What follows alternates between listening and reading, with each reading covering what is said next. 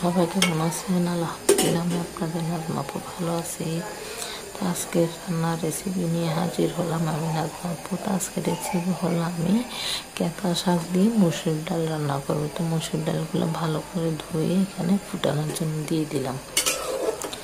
এই মসুরের ডালগুলো যে ফুটে আসছে, তো কেতা শাক এগুলা গ্রাম অঞ্চলে বিলের মধ্যে এমনিতে আল্লাহর রহমতে উঠে থাকে, এগুলো আল্লাহর নিয়ামত।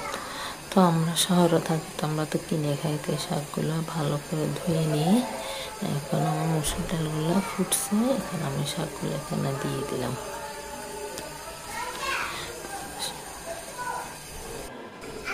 শাকগুলো দেওয়ার পরে এখন আমি ঢাকনাটা উঠে এখন লেড়ে ছেড়ে দিব শাকগুলোকে।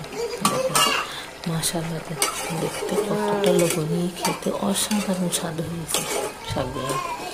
তো আপনারাও চাইলে রান্না করতে পারেন সুন্দর। যারা একেবারে রান্না জানেন না বা যাদের শাক খেতে ইচ্ছে করে, তারা আমার মতো করে বা আপনাদের পছন্দের মতো করে রান্না করে খেতে পারে।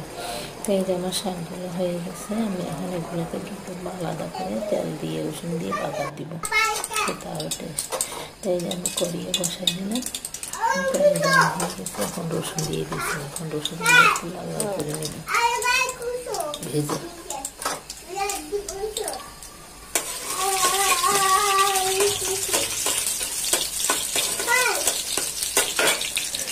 আমার ভিডিও ভালো লাগলে আপনারা প্লিজ আমাকে সাপোর্ট করবেন, আমি আপনাদেরকে সাপোর্ট করব। সবাই সবার ভিডিও দেখবো। এই যে রসুনগুলো একটু লাল লাল করে হয়ে গেছে, এখন আমি এগুলা শাকের মধ্যে দিয়ে দিব ঢেলে। এই যে ঢেলে দিয়ে দিচ্ছি, কি সুন্দর একটা ঘ্রাণ বেরিয়েছে দেওয়ার পরে। ইচ্ছে করতেছে এখনই খেয়ে ফেলি। তো এই যে এখন একটু চুলার উপর দিব, দিয়ে 2-3 মিনিট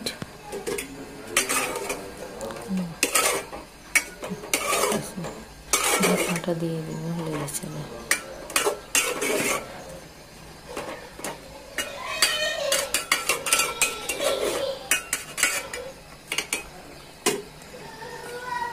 খেতে মাশাআল্লাহ দিলে অসাধারণ স্বাদ, অসাধারণ স্বাদ এই ধরনের শাকগুলা। তো এই যে আমার ফাইনাল লুক, এই যে বাড়িতে নিলাম, দেখেন মাশাআল্লাহ দেখতেও যতটা সুন্দর, খেতাম ততটাই মজা। তো ভিডিওটা পর্যন্ত সবাই ভালো থাকবেন, আল্লাহ হাফেজ।